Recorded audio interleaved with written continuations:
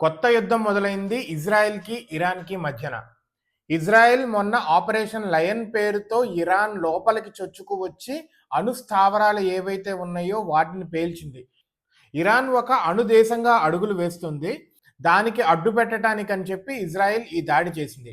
America, మిగతా దేశాలు చెప్తానే ఉన్నాయి ఇరాన్ ఒక న్యూక్లియర్ కంట్రీ కింద అవ్వకూడదు అని.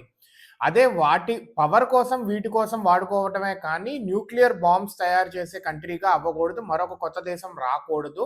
దీనివల్ల పెను విధ్వంసమే జరుగుతుంది అని చెప్పి చెప్తున్నా అది వినకుండా నువ్వెవడివి నాకు చెప్పేది అని చెప్పి మాది సార్వభౌమ దేశం మేము చేసుకుంటామని చెప్పి ఇరాన్ దానికి సంబంధించి అడుగులు వేస్తుంది. యురేనియంని సేకరించి రష్యా నుంచి, ఉత్తర కొరియా నుంచి, చైనా నుంచి ఇట్లాగా డిఫరెంట్ కంట్రీస్ సపోర్ట్స్తో యురేనియంని సేకరించి కొండల కింద 10-15 అడుగుల లోతులో వీటిని పెట్టింది. అక్కడ ఈ న్యూక్లియర్ దానికి సంబంధించిన వస్తువులు కూడా అక్కడే పెట్టింది.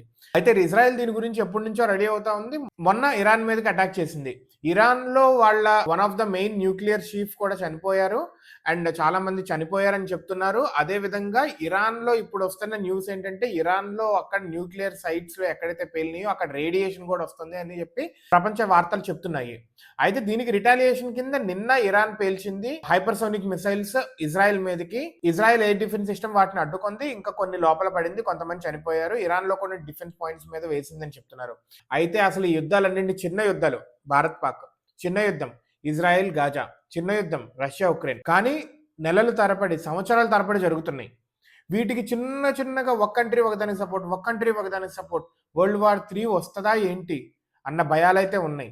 ప్రస్తుతానికైతే ఇజ్రాయెల్, ఇరాన్ మధ్యలో భీకర యుద్ధమే తలెత్తబోతుంది.